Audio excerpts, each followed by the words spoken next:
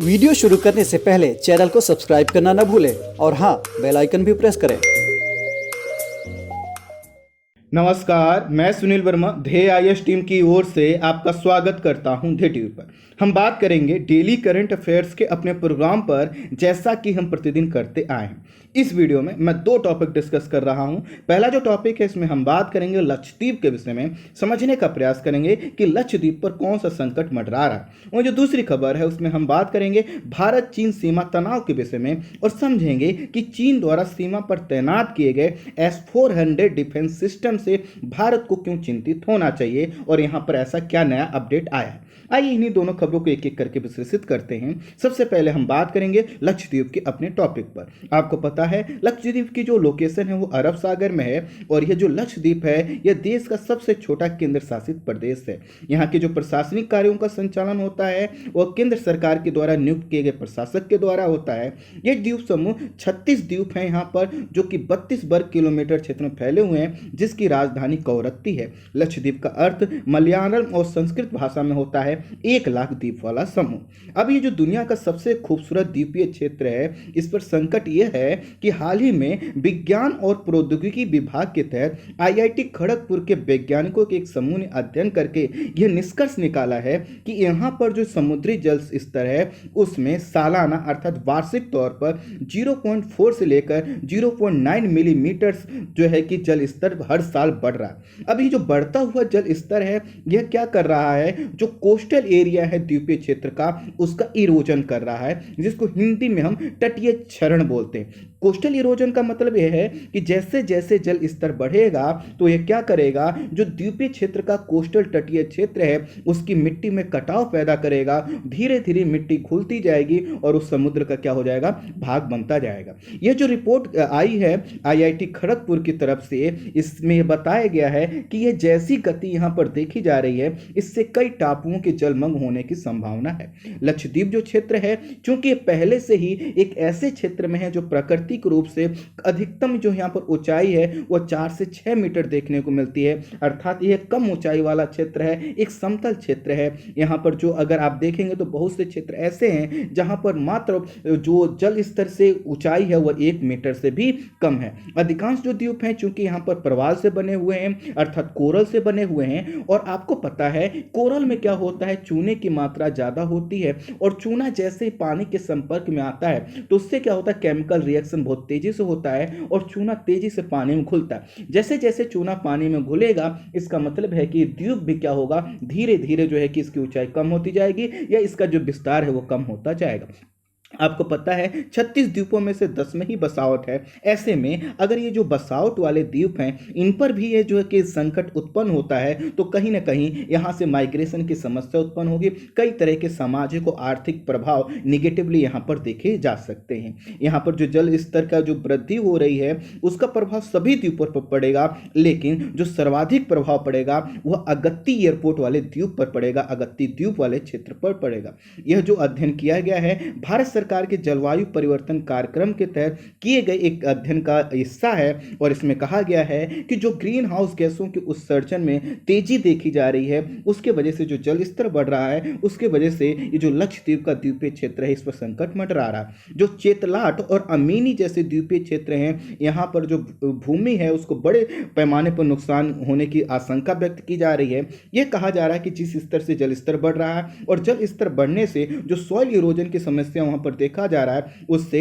चेतलाट का जो है कि यहाँ पर 70 to 80% और अमीनी द्वीप का जो क्षेत्र है इसका 60 to 70% कोस्टल एरिया क्या हो सकता है, जलमग्न हो सकता है। और राजधानी कवरत्ती का भी 60% जो 60% जो कोस्टल एरिया है वो समाप्त हो सकता है। स्वाभाविक है जब इतना जो अधिक तटीय क्षेत्र समाप्त हो जाएगा तो धीरे धीरे जो तट है वो संकुचित होता जाएगा, जल क्या होगा और द्वीपीय क्षेत्र में प्रवेश करता जाएगा और उसका फिर एक ही नतीजा होगा कि यहाँ पर जो द्वीप है वो जलमग्न हो जाएंगे। यहाँ पर जो एंड्रोथ द्वीप है उस पर बताया गया है कि समुद्र जल स्तर का जो प्रभाव है वृद्धि का वो सबसे कम होगा।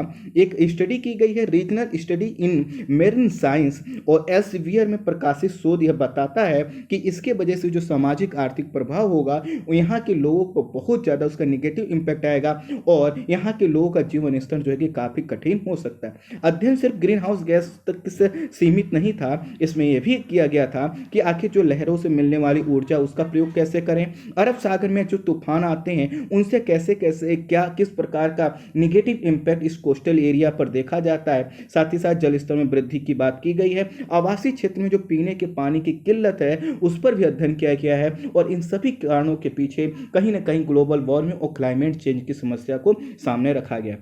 आपको पता है यहाँ का जो पराली द्वीप है पहले ही लगभग पूरी तरह से जलमग्न हो गया है और ऐसे में 2030 तक यदि जो बड़े द्वीप हैं इनकी जिनके तटीय क्षरण की संभावना व्यक्त की जा रही है, अगर यह सामने आता है अर्थात हम इसको नहीं रोक पाए तो कहीं ना कहीं हमारे लिए काफ़ी गंभीर ये संकट उत्पन्न हो सकता है, चुनौती उत्पन्न हो सकती है। भारत के पास जो अभी तटीय संरक्षण के उपाय हैं अर्थात कोस्टल जो है कि इरोजन को रोकने के लिए जो भारत के पास जो टेक्निक है वो अभी पर्याप्त नहीं है, खास करके लक्षद्वीप, अंडमान निकोबार वाले क्षेत्र में। इसलिए तटीय सुरक्षा के लिए कठोर कदम यहां पर उठाने की आवश्यकता है। 2 कदम यहां पर उठाए जा सकते हैं। जैसे एक सॉफ्ट उपाय में यह है कि यहां पर जो कोस्टल एरिया है, द्वीपीय क्षेत्र का तटीय क्षेत्र है, वहां पर मैंग्रोव की संख्या में वृद्धि की जाए। दूसरा है कि समुद्री दीवार का निर्माण किया जाए। कहीं ना कहीं हमारे लिए ज्यादा व्यवहारिक होगा कि मैंग्रोव के जो पौधे होते हैं उनको यहां पर हम लगाएं। आपको पता है कि मैंग्रोव इतने ज्यादा इफिशियंट होते हैं कि वो सुनामी के प्रभाव को भी रोक देते हैं। तो यहां पर बढ़ते हुए जल स्तर को रोकने के लिए या कोस्टल इरोजन रोकने के लिए सबसे ज्यादा जो प्रभावी है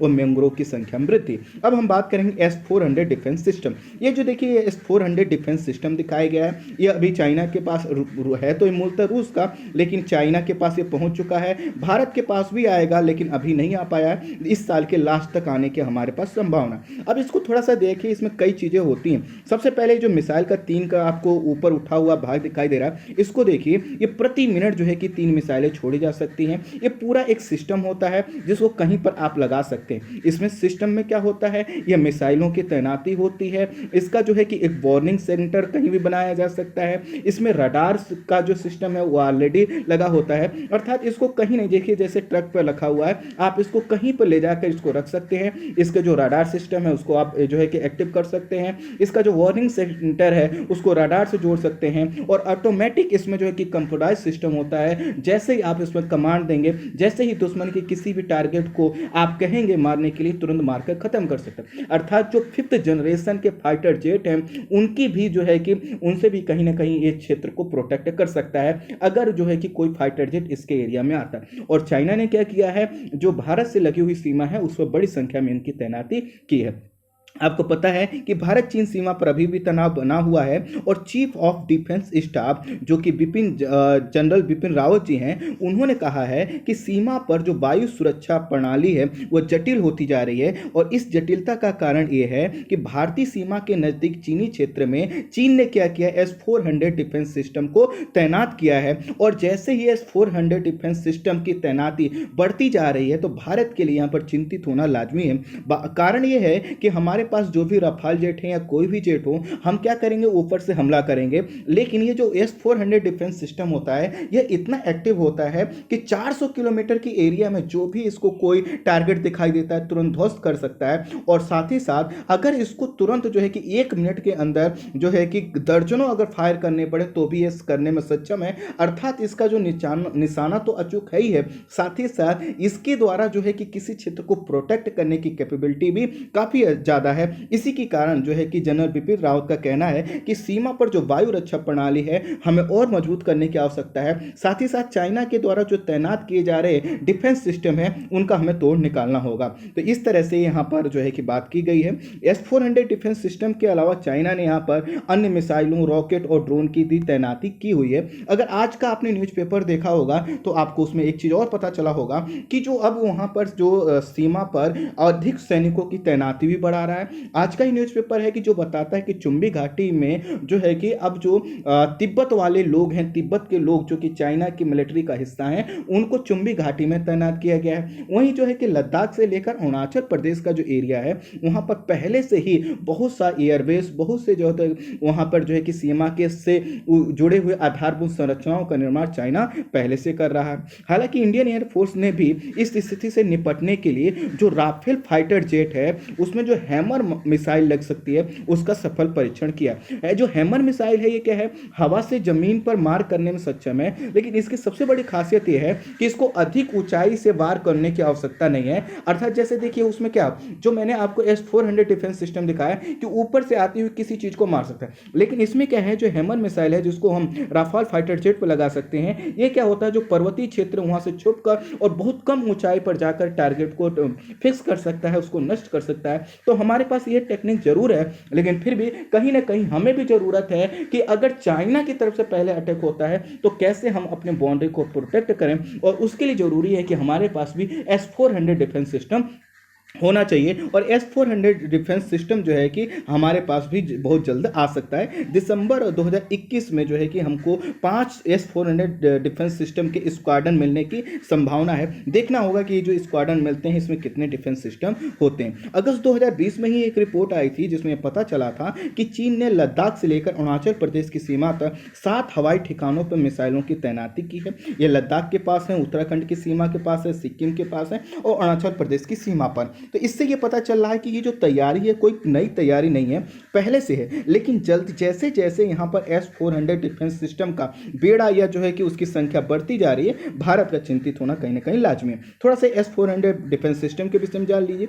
यह एक एयर डिफेंस मिसाइल सिस्टम है, इसे रूस ने विकसित किया है और इसे सतह से हवा में मार करने वाला दुनिया के सबसे सक्षम मिसाइल डिफेंस सिस्टम माना जाता है। अर्थात यह क्या कर सकता है, किसी एरिया को प्रोटेक्ट कर सकता है और इसीलिए इसे मिसाइल शील्ड के रूप में जाना जाता है। S-400 मिसाइल सिस्टम S-300 का अपडेटेड वर्जन है और S-400 के 3 प्रमुख अंग हैं जिसमें मिसाइल लॉन्चर है, राडार है और कमांड सेंटर शामिल है। यह defence system missile system 400 kilometre के दायरे में आने वाली क्रूज और बैलिस्टिक मिसाइलों दोनों को क्या कर सकता है, प्रोटेक्ट कर सकता है और 5वीं पीढ़ी के लड़ाकू विमानों को भी खत्म करने में सक्षम है। S-400 डिफेंस सिस्टम एक तरह से मिसाइल शील्ड का काम करता है। S-400 मिसाइल डिफेंस सिस्टम में एक साथ 3 मिसाइलें दागी जा सकती हैं और इसके प्रत्येक चरण में 72 मिसाइलें हैं जो 36 लक्ष्यों पर एक साथ सटीकता के साथ मार करने में सक्षम है। S-400 मिसाइल डिफेंस सिस्टम और भारत की स्थिति भी जान लीजिए। तो भारत ने भी रूस से अत्याधुनिक S-400 डिफेंस सिस्टम को खरीदने की डील की है और 2021 में हम लोगों को यह डिफेंस सिस्टम मिलने लग जाएगा। लंबी दूरी के S-400 मिसाइल डिफेंस सिस्टम की खरीद को लेकर भारत और रूस के बीच हुआ समझौता सामरिक दृष्टिकोण से महत्व है और इससे क्या होगा, पाकिस्तान और चाइना जैसी जो हमारे सामने चुनौतियां उनसे हम निपट सकते हैं। ऐसे में भारत के प्रमुख जो अमेरिका के द्वारा, आपको पता है कि कुछ समय पहले तुर्की ने लिया था इसको और उस पर जो है कि अमेरिका ने प्रतिबंध लगाने की बात की थी। तो इसी से जुड़ा हुआ है कार्सा जो कि बार बार चर्चा में बना रहता है। कार्सा का मतलब होता है countering America's adversaries through sanction act. इसको आसान शब्दों में समझिए कि अमेरिका के एक संघीय कानून है जिसे 2017 में बनाया गया था। यह कानून उन देशों पर लगाया जाता है, प्रतिबंध लगाता है जो अमेरिका के हितों के विरुद्ध है। अर्थात जैसे कि ये जो मिसाइल डिफेंस सिस्टम है, कहीं ना कहीं अगर हम रूस से खरीद रहे हैं तो अमेरिका के जो हित हैं वो प्रभावित हो रहे हैं। तो ऐसा देश कोई जिससे रूस और चूंकि अमेरिका के संबंध आपको पता है तनावपूर्ण है, तो ऐसे में अगर भारत क्या करता है, S-400 डिफेंस सिस्टम खरीदता है तो अमेरिका इस कानून का सहारा लेकर भारत पर भी आर्थिक प्रतिबंध लगा सकता है। इस कानून के माध्यम से अमेरिका अपने विरोधियों के फर्मों पर, अर्थात जैसे कि रूस के फर्मों पर आर्थिक प्रतिबंध लगाता है और इसके साथ ही अमेरिका के विरोधियों से संबंध रखने वाले, अगर जैसे रूस उसका विरोधी है तो हम उससे संबंध रखने वाले देशों के फर्मों पर भी आर्थिक प्रतिबंध लगाता है। जैसा कि उस समय कुछ समय पहले उसने कहा था कि हम तुर्की पर प्रतिबंध लगाएंगे, बहुत से और कदम उठा सकते हैं। हालांकि भारत और अमेरिका के जो संबंध हैं उसमें बहुत बड़ी संभावना है कि ऐसा कोई प्रतिबंध ना लगाया जाए, लेकिन हाँ कहीं ना कहीं ये जो कार्सा एक्ट है ये हमारे लिए भी चुनौतीपूर्ण बना हुआ है। देखना यह होगा कि भारत इसको कैसे डील करता है और भारत उभरती हुई S-400 डिफेंस सिस्टम की जो चाइनीज जो है कि उपस्थिति है उसको कैसे काउंटर करता है। इस वीडियो में इतना ही। Thank you so much.